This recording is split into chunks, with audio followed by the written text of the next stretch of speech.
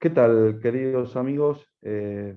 Buenas, nuevamente nos volvemos a encontrar en este ciclo de entrevistas que hemos llamado Entrevistas Buenos Aires. Tal como lo anticipamos, hoy vamos a charlar con Noelia Foresi. Voy a hacer una breve reseña sobre Noelia porque si no me llevaría mucho tiempo, pero vamos a charlar sobre su actividad y su profesión.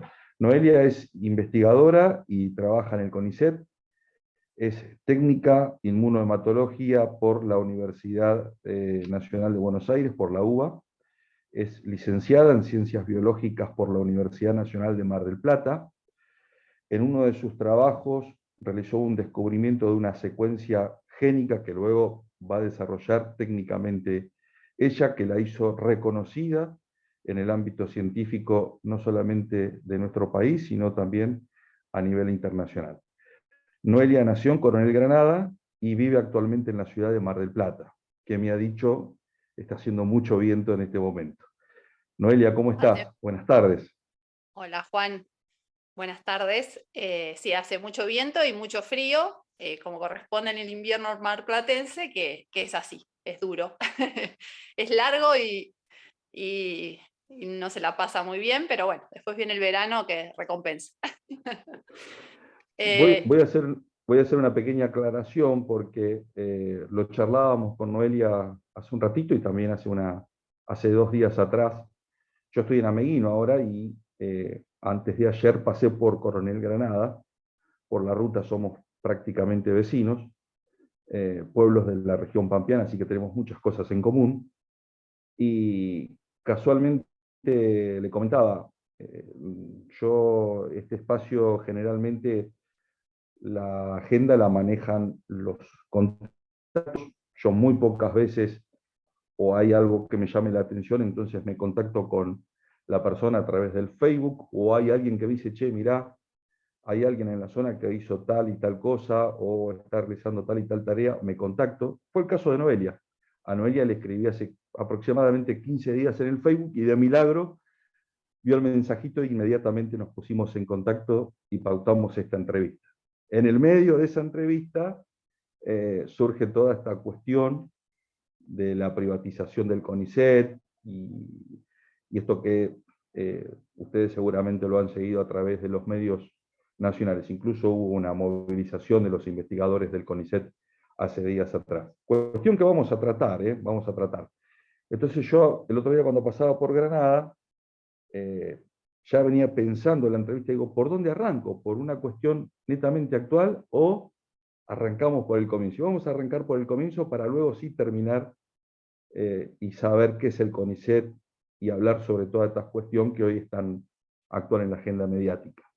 Así que Noelia, arrancamos por el comienzo. Vos sos de Coronel Granada, ¿y qué recuerdos tenés del pueblo, de la escuela, de la familia? Porque hemos tenido tantos contactos que han publicado y te han dejado mensajes.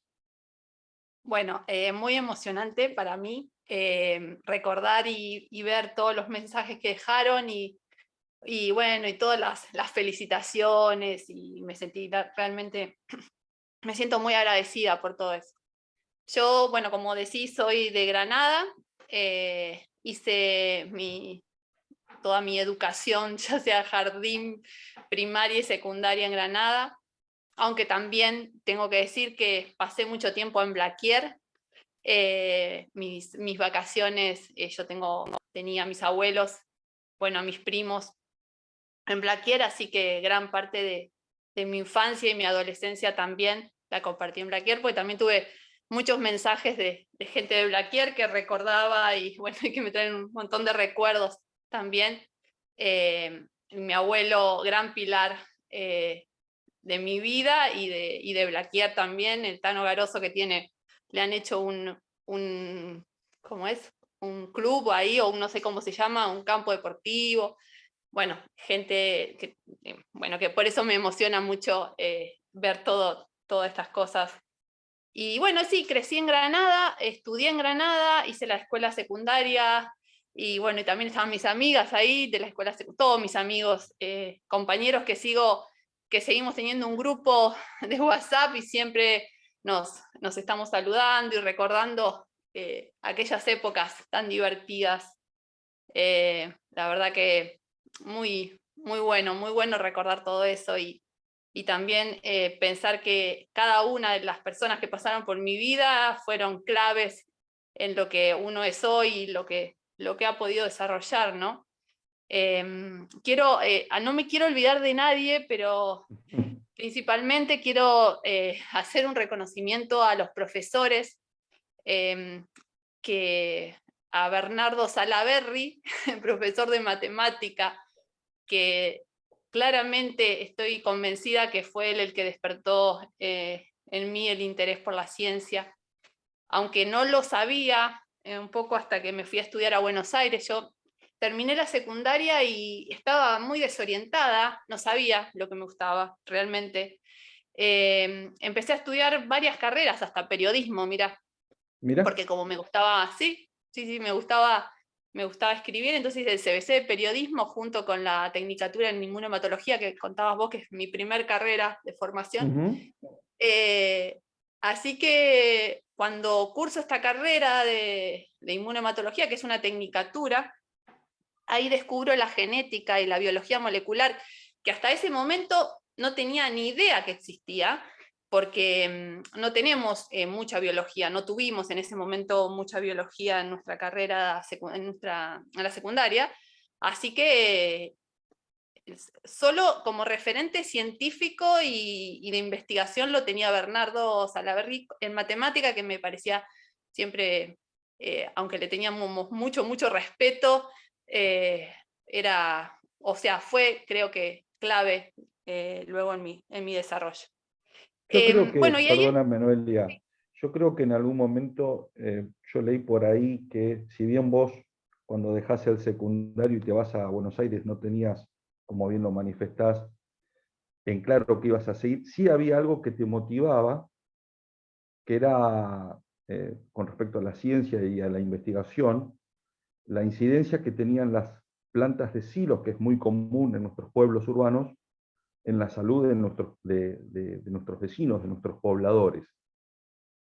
Bueno, vos tal a la cual. larga encontraste una respuesta a esa cuestión. Bueno, la busco todo el tiempo y más que la respuesta y la incidencia, desde mi área, lo que trato de hacer es buscar una solución. Yo me desarrollé, bueno, como te decía, bueno, hice la carrera de inmunohematología y después me encantó la genética y empecé a estudiar otra carrera que se llama biotecnología en la Universidad de San Martín. En la Universidad de San Martín arranqué en el 2000 aproximadamente, o no, en el 99, y en el 2001, bueno, explotó el país, así que nosotros, los que somos eh, del interior, vivir en Buenos Aires nos es súper difícil y súper complicado. Yo trabajé todas mis carreras, trabajé a la par porque provengo de una familia de clase media, que le costaba mucho mantener a alguien estudiando en Buenos Aires, con lo que implica un alquiler y bueno, y todo. Entonces yo estudiaba y trabajaba siempre. En el 2001 explota el país, no hay trabajo, entonces yo ya estaba de novio con Nicolás, mi marido, con quien tengo un hijo precioso de 10 años, que es amerinense. Nicolás Harina, bueno, toda la familia Harina, ya saludamos, seguro van a ver el video. Bueno, ahí cuando explota el país me tengo que mudar a Mar del Plata, o sea, la única opción que teníamos era venirnos a Mar del Plata porque había un departamento acá de mis suegros, así que podíamos seguir estudiando más o menos lo que nos gustaba, y bueno, y nada, teníamos un techo para vivir. Y bueno, y ahí arrancamos acá en Mar del Plata, yo arranco biología, que finalmente me terminó recibiendo de licenciada en biología. Es Hice decir, un que doctorado. la crisis del 2001 de alguna forma te marcó, no solamente por las consecuencias económicas Tremendamente me que marcó. vos tuviste que dejar, sino que además te llevó a estudiar esta carrera que tantos logros te has obtenido, ¿no? Tremendamente me cambió porque tuve que volver a migrar, dejar amigos, o sea, para 21 años teníamos, 21, 22 años, también chicos, súper chicos, para volver a estar en un lugar donde no conocíamos a nadie, volver a empezar. Así que fue complejo, pero a la vez, bueno, súper, o viviéndolo a la distancia, una buena decisión. Así que, bueno, y ahí estudié biología, me recibí de biología, y quiero terminar con la pregunta que me decías de cómo unimos lo de los hilos y finalmente a lo que me dedico. Luego de recibirme de bióloga, empiezo a hacer un doctorado. Yo soy doctora en ciencias biológicas, de 5 años, un doctorado con el doctor Lorenzo Lamatina, que es un reconocido científico de Mar del Plata y de la Argentina. Ha recibido importantes premios por sus investigaciones. Ahora está jubilado, pero también un pilar esencial en mi formación. Y bueno, con él empiezo a hacer un doctorado y empiezo a estudiar esto que vos nombraste, que es este gen de la óxido nítrico sintasa. Ahí, si quieres, les cuento un poquito de qué se trata esta investigación, porque es bastante difícil de asimilar para las personas que no se dedican a esto. Es un gen que codifica para una proteína que produce una molécula que se llama óxido nítrico. ¿Sí? ¿Me escuchás, Juan? ¿Bien? Sí. Sí, perfecto, sí. ¿Juan? Sí, te escucho.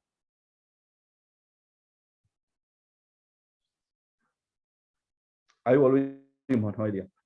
Bueno, estaba contándole un poco, poniéndonos en contexto de lo que específicamente hice en mi doctorado, que es estudiar un gen que codifica para una proteína que produce óxido nítrico. El óxido nítrico es una molécula que está en todos los organismos, incluso en los humanos. Y en los humanos tiene importantes funciones en lo que es la regulación de la vasodilatación, tiene funciones a nivel del corazón. Bueno, tiene importantes funciones súper claves, que si ese óxido nítrico se encuentra o bajo o alto, podemos llegar a tener enfermedades. Bueno, con Lorenzo identificamos un gen, pero en las plantas, ¿sí? No en una planta, sino en un alga. En las plantas no lo podíamos encontrar. Pero veíamos que si a las plantas le poníamos óxido nítrico de afuera, las plantas estaban súper resistentes a cualquier tipo de patógeno, se ponían mucho más verdes, crecían mucho mejor. Les gustaba el agregado de óxido nítrico.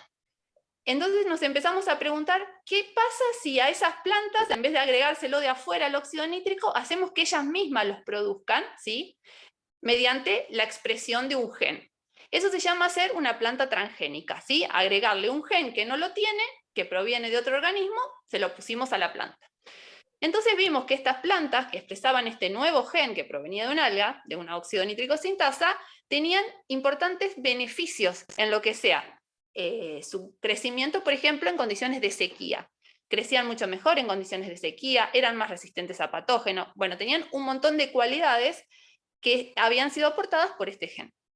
Bueno, cuando logramos identificar esto y publicarlo, porque la forma en que nosotros tenemos de hacer conocer lo que hacemos es mediante publicaciones científicas, que cuanto más importante o interesante es el descubrimiento para el resto de los científicos, se publica en revistas de mayor impacto, se llama. Entonces, estas investigaciones se publicaron en una revista que se llama PlantCell, que es como la que tiene mayor impacto en lo que tiene que ver con investigación en plantas, ¿sí?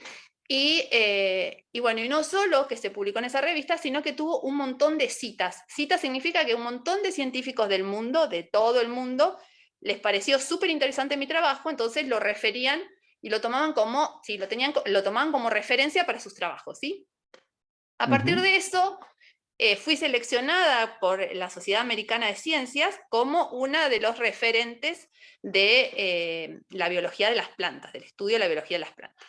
Ese fue como el broche de oro a mi doctorado, ¿sí?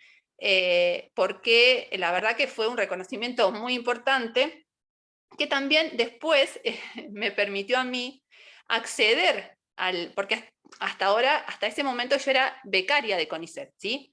Acceder luego al plantel, lo que se llama a ser investigadora de CONICET, que es como entras al CONICET de una forma formal, ¿sí? previamente sos un becario de CONICET, y luego, después de pasar un montón de evaluaciones y cosas, podés acceder al CONICET, a lo que es la planta permanente del CONICET, que es muy difícil acceder a la planta permanente del CONICET. Lo digo y puntualizando un poco las cosas que uno va escuchando en estos días. Bueno, luego de pasar todas esas evaluaciones, entro al CONICET y ya desarrollo como un proyecto más independiente, ¿sí? Ya dejo de ser una estudiante de doctorado, me doctoro, en el medio del doctorado tengo un hijo, con lo que implica todo lo que es, así que fueron momentos de mucha intensidad, porque yo rindo mi tesis doctoral con mi hijo de 4 meses, así que muy intenso todo, pero súper, súper, súper feliz de haber afrontado todos esos desafíos. Bueno, luego entré al CONICET y ya empezamos a desarrollar un proyecto más independiente. Seguimos estudiando las plantas, y a medida que vamos avanzando en los conocimientos, vemos que este gen no solo le produce estas ventajas, como te contaba, de que las plantas eran más resistentes, sino que le permiten a las plantas asimilar mejor el nitrógeno. ¿Qué significa eso? Que estas plantas pueden crecer sin menor fertilización. O sea, actualmente se utilizan toneladas de fertilizantes nitrogenados para crecer los cultivos. ¿Por qué cada vez se utiliza más nitrógeno, que es el fertilizante que se utiliza? Porque los suelos cada vez están más deteriorados, producto del calentamiento global, de la contaminación y todo lo que ya sabemos. Seguimos contaminando porque seguimos agregando mucho fertilizante, además de herbicidas, plaguicidas y todo lo que sabemos que está pasando para mantener los cultivos y para producir, ¿no?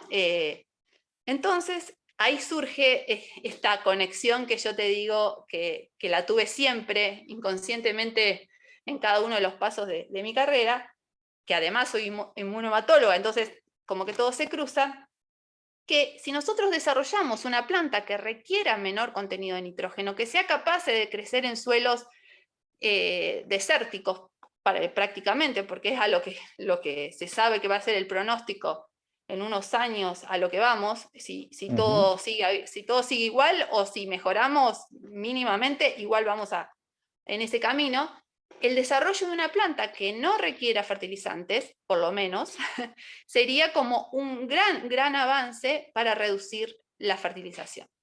Porque cada vez más se sabe que los herbicidas, agrotóxicos y fertilizantes producen grandes enfermedades en la población, ¿sí? Se sabe que, no quiero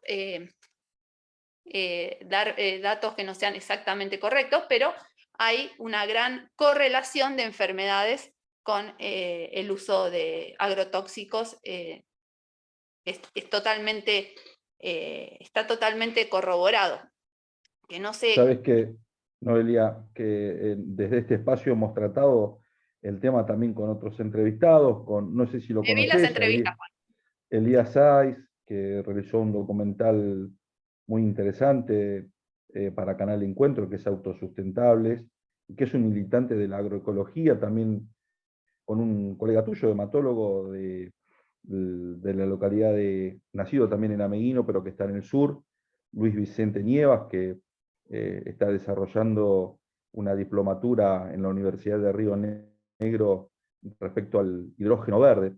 Y bueno, justamente me das pie para preguntarte acerca de este calentamiento global y el cambio climático que, bueno, en nuestra pampa hoy he recorrido y he hablado con muchos productores que están realmente preocupados por la gran sequía. Bueno, vemos una Italia con temperaturas realmente agobiantes y nunca vistas. Bueno, ¿qué opinás al respecto y qué pronóstico tenés para el futuro si es que hacemos las cosas bien, ¿no? Si es que hacemos las cosas bien, podemos retrasar severamente lo que se pronostica. Pero bueno, es un compromiso que tenemos que tomar, y nosotros como científicos tenemos una gran responsabilidad de que ese cambio se haga realidad, o sea, de que peguemos un volantazo de 180 grados, de, no sé, lo más grande posible para poder por lo menos retrasar algo que es tremendo. Yo hace un año estuve en un congreso en Mendoza, que también di una charla, y son los temas principales que se tratan en los congresos. O sea, hay un área especialmente dedicada a cambio climático y estrategias que uno está tratando de plantear, o sea, de los diferentes científicos como para paliar esta situación, ¿sí? No sé si se va a producir una reversión de lo que ya está ocurriendo. Lo que se puede es que ese cambio no sea tan rápido, ¿sí? Pero hay que hacer algo, porque, o sea, esa es lo que yo quiero decir. O sea, aunque vos te digas, no sé, no separo la basura porque lo que yo haga, y después hacen, bueno, es mínimo lo que podemos hacer nosotros, pero lo tenemos que hacer. Y obviamente es un cambio de mentalidad a gran escala, que eso es, para nosotros es, o sea, nosotros difundimos y hablamos y hablamos del tema, pero no sé, hay cosas que nos superan. Pero desde nuestro lugar, lo mínimo que podamos hacer, hay que hacerlo. Y ¿Sí? recién hablabas del proyecto de la NOS, de la secuencia que tantos logros, me imagino, personales te ha dado, pero además un descubrimiento que de suma importancia, no solamente si dentro de este marco del calentamiento global, del cuidado del medio ambiente, tal cual lo manifestabas. ¿Cuánto tiempo te llevó a investigar? ¿Cómo? Me imagino que un montón. ¿Cuánto trabajo hay detrás de este proyecto? ¿Cuánta gente involucrada hay además? Uy, ¿Y un cómo se montón. llega al fin, no? ¿Cómo se llega? Que no se llega todavía, o sea, todavía falta, pero desde que, o sea, yo arranqué en mi doctorado en el 2008, ahí fue el punto de inicio en el tema específicamente. Después me fui a Francia en el medio, porque a medida que estos resultados se iban publicando, había investigadores en otros países que les parecía interesante el tema, entonces te convocan para que vos vayas a completar los estudios allá, porque quizás tengan equipamientos que nosotros no tenemos, entonces se genera una colaboración. Y bueno, estuve en el Centro de Energía Atómica de Francia, cerca de París, CEACLE se llama el lugar, haciendo ahí unos estudios. Esto fue en el 2012 aproximadamente. O sea, arranqué en 2008, 2012 estuve en Francia, después vine, hice un postdoc acá, o sea, hice el doctorado, un postdoc en el mismo tema, un postdoctorado de 2 años, y después entré en carrera, que seguimos estudiando el tema, y hace unos 4 años nos contactamos con gente del INTA, ¿sí? INTA Balcarce. Nosotros acá tenemos cerquita, un INTA, Ujú. que ellos pueden hacer ensayos más a nivel de campo, ¿sí? Nosotros hacemos los estudios a nivel de laboratorio, tenemos cámaras de cultivo para crecer las plantas, pero todo en baja escala. Para aumentar la escala de estudio, tenemos que contactarnos con el INTA, por ejemplo, que nos permite hacer estudios a mayor escala. Con ellos hicimos una papa transgénica, ¿sí? Una papa que expresa este gen, ¿sí? De la óxido-nitricosintasa. Actualmente estamos escribiendo un trabajo con los resultados que tenemos de estas papas, que tienen una mayor producción de tubérculos con mucho menor contenido de nitrógeno que las papas que nosotros llamamos las papas control, que son las papas sin el gen nuevo que nosotros le agregamos. O sea, que producen más con menor contenido de nitrógeno, que es como uno de los objetivos que tenemos, ¿sí? Es de reducir la fertilización nitrogenada, y que crezcan en suelos casi desérticos, como son Ujú. los suelos que tenemos en este momento. Bueno, esos estudios ahora están llevándose a cabo por un estudiante o sea, que hizo conmigo su tesis doctoral. Yo ahora lo que hago desde mi lugar es dirigir becarios, preparar estudiantes de doctorado con temas que se relacionan con lo que inicialmente yo hice, pero bueno, vamos abriendo las áreas de investigación. Entonces tenemos becarios doctorales, tesistas de grado, prácticas de investigación, que son chicos que están estudiando la carrera de biología y pasan por el laboratorio y hacen un cuatrimestre o 2 cuatrimestres, estudian para nosotros, ellos aprenden y nosotros también aprendemos de ellos. Bueno, y Andrés Nehamkin, que es el estudiante de doctorado que te contaba, que ya está doctorado, ahora está haciendo un postdoc y está pensando en irse a hacer algo afuera, ahora vamos a ver si le salen las becas. Con él desarrollamos la papa transgénica junto con el INTA. Y bueno, y ahí estamos con todo este trabajo. En el medio de toda esta historia se jubila Lorenzo Lamatina, que era el director del laboratorio en el cual trabajo. Entonces quedamos como directoras del laboratorio con Natalia Correa, que también es investigadora adjunta del CONICET, y que, bueno, tuvimos que salir adelante con un laboratorio bastante jóvenes nosotras, porque bastante jóvenes en el sentido de la experiencia que uno requiere para dirigir un laboratorio. No es normal o no es la costumbre de ver investigadoras al nivel que estábamos nosotras dirigiendo un laboratorio, pero bueno, ya hace 3 años que lo estamos llevando adelante. También con temas muy parecidos, siempre en el mismo, codo a codo, trabajando. Y bueno, y nada, y esto, entonces estamos en este punto con respecto al proyecto, que es tener la papa y que sería nuestro primer descubrimiento que podría llegar a aportar un beneficio, ¿sí? Para el tema de la contaminación. Vos creo que en parte ya me diste la respuesta de la siguiente pregunta que te voy a realizar acerca de cómo llegaste al CONICET. Con mucho esfuerzo, estudiando mucho, pasando muchas pruebas, mucho sacrificio, trasladándote de un lado para el otro. Trabajando. Bueno, trabajando mucho. ¿Qué es el CONICET? ¿Qué es el CONICET? ¿Qué importancia tiene la ciencia y la investigación para un país? Para nuestro, para cualquier país. Es el CONICET, de nuevo me voy a emocionar, agrupa sobre todo a personas de una calidad, de personas que estudian, viven para estudiar y para desarrollar cosas para su país. Cosas que van desde la salud directamente, como acaba de ocurrir ahora, que también lo están difundiendo, que Gabriel Rabinovich es uno de los científicos que para mí va a ser el premio Nobel, estoy como súper convencida de eso. Gabriel Rabinovich acaba de fundar la primera empresa de origen nacional que va a fabricar unos compuestos que tienen capacidad anticancerígena y reguladores del sistema inmune específicamente para enfermedades autoinmunes.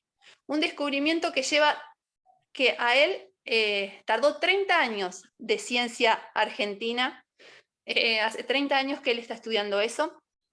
Ahora se abre esta empresa argentina para que se produzca en Argentina estos compuestos.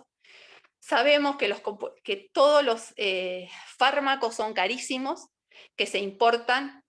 Imagínate este logro, lo que implica poder producir desde la Argentina estos compuestos, estos medicamentos, ¿sí?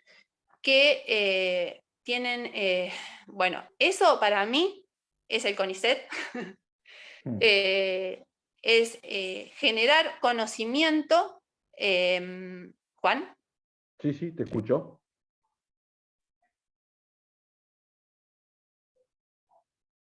Ahí estamos, Noelia. Buenísimo.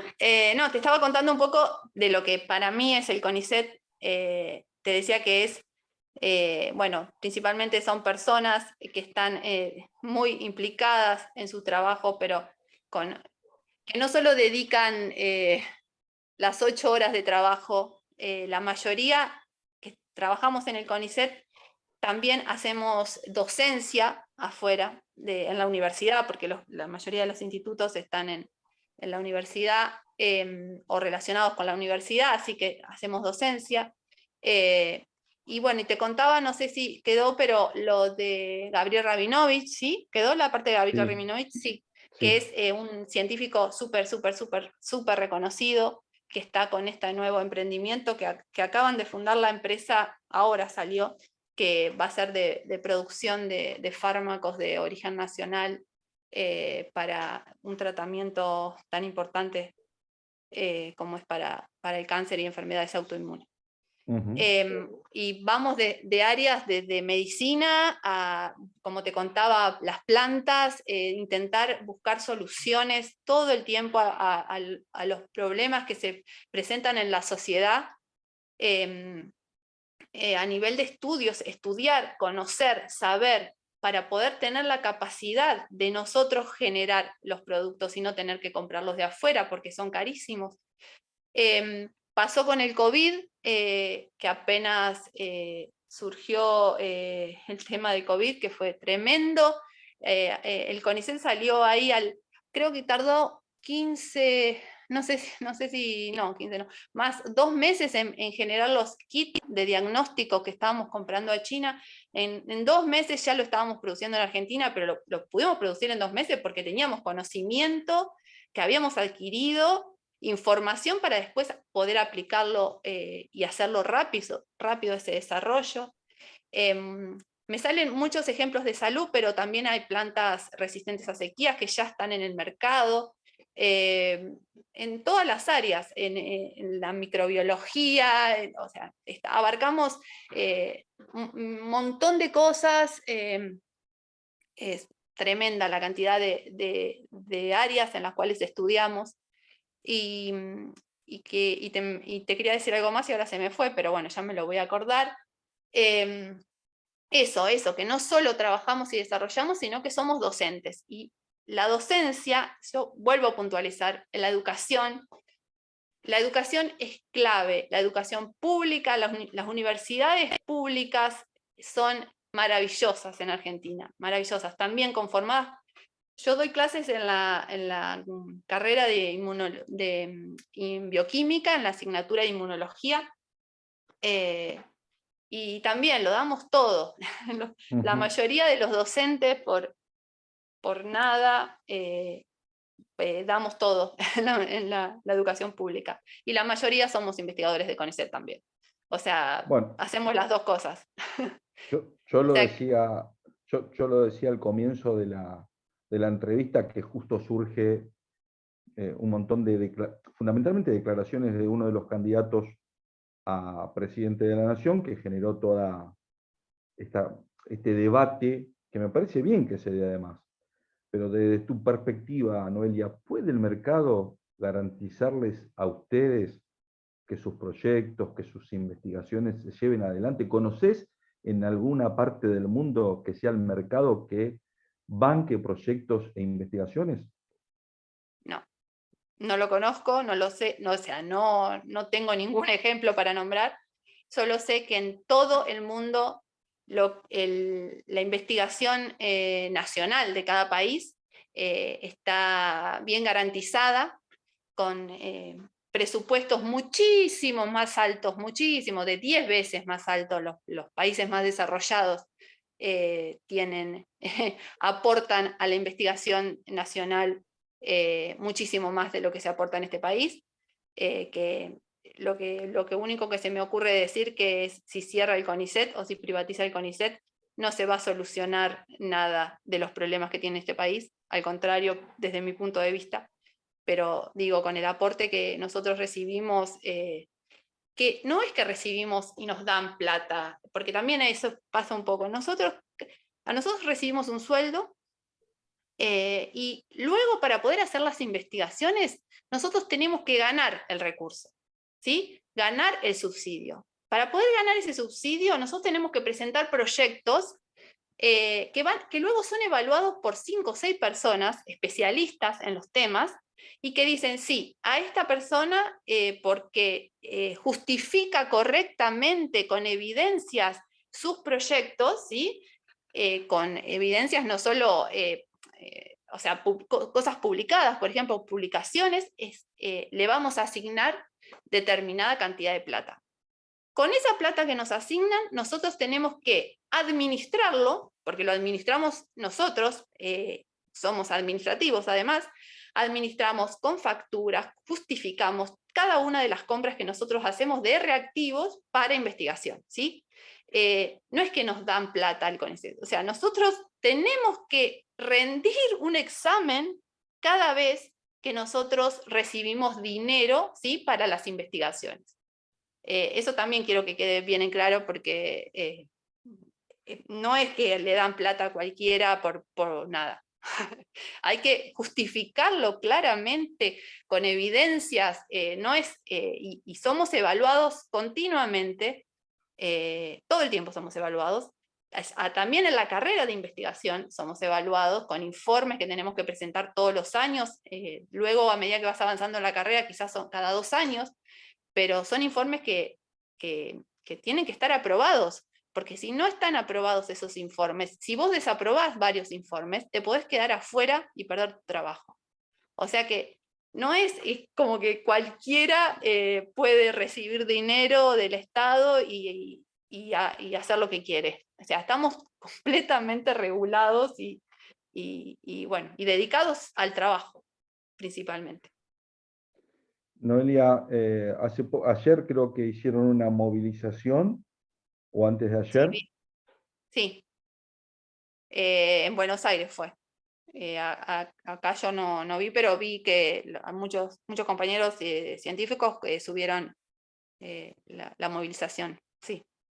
Bueno, y vos, en la charla hablamos justamente no es por una cuestión política, sino, si querés, de un proceso histórico que se fue dando, y sin querer tocamos el 2001 y la problemática, pero recuerdo que para el estallido del 2001 hubo una década, que fue la década del 90, donde a los investigadores y científicos se los mandaron a lavar los platos, ¿no? Exacto.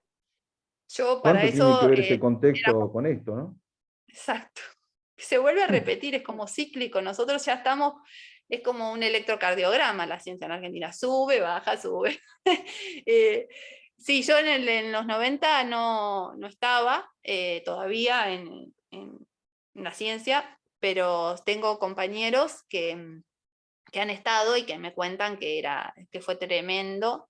Primero que había muy poca gente investigando. Tenés que ser muy valiente para trabajar en el CONICET, porque los sueldos, los sueldos son bajos, laburamos 20 horas y más, hacemos docencia gratis durante años y años y años. No es para cualquiera, digo, porque hay que tener mucha dedicación y ganas. Pero bueno, eso sí, eso lo que decías, es históricamente tuvimos épocas más difíciles, épocas un poco mejores, nunca fue 100%, pero bueno, sí es así, hay gobiernos a los cuales está dentro de sus prioridades o somos más prioritarios que para otros gobiernos, entonces esos cambios claramente influyen en nuestros avances, porque si no tenemos gas para trabajar o no tenemos luz o no, digo, a ese nivel no se puede trabajar o volvemos retrocedemos a trabajar con mechero no sé, 20, 30 años. Ese retroceso después impacta directamente en la producción científica que tiene el CONICET. Ahora, por ejemplo, estaba viendo que estamos bastante bien en las evaluaciones dentro de las instituciones más reconocidas, por lo menos la más reconocida de Latinoamérica.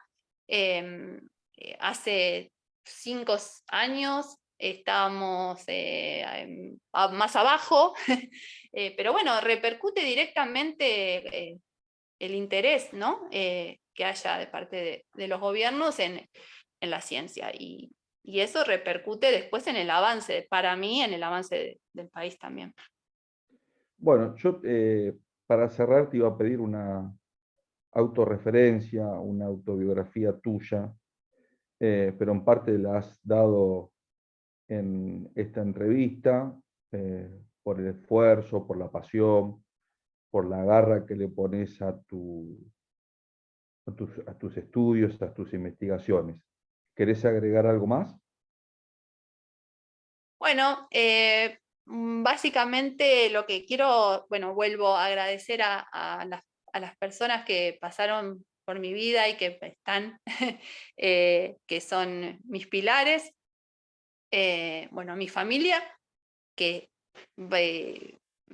mi marido y mi hijo, que nos vinimos solitos acá, bueno, mi marido y yo, después nació Lorenzo, pero que es clave la educación. Lo que quiero decir, vuelvo, es clave la educación, no solo la educación en los colegios, la educación en la casa, los valores que le transmitimos a nuestros hijos son esenciales para que para luego las personas que van a ser en el futuro y las pasiones que van a tener y estas ganas de progresar y de salir adelante, que fue lo que a mí me motivó durante toda mi trayectoria. Es eso, es tener un objetivo bien claro, saber lo que uno quiere y bueno, ir con todo por eso, ¿no? Con todas las ganas de salir adelante y de ser feliz también, porque no existe nada más hermoso en la vida que trabajar de lo que a uno le gusta. Así que bueno, eso, nada más. Noelia, te quiero agradecer muchísimo el contacto, el tiempo. Ha sido una charla muy amena. Déjame cerrar diciéndote que, bueno, los protagonistas de este ciclo son ustedes, los entrevistados. Todos los entrevistados que pasaron por este ciclo y que realizan importantes tareas y que por ahí son invisibilizados o por ahí no están en la agenda mediática, pero construyen y contribuyen a que este país crezca, son hijos de la educación pública, una educación pública que seguramente tendrá muchas cosas que mejorar, pero son hijos y productos de la educación pública, de Yo la soy universidad pública, 100% educación pública. de la 100%, desde el jardín hasta hoy, educación pública. universidad pública, así que desde este espacio, un granito de arena en apoyo a la ciencia, a la investigación y a los trabajadores del CONICET. Muchas gracias, Noelia, por el tiempo. Muchas gracias, Juan, por la oportunidad también de contar. Muchas gracias.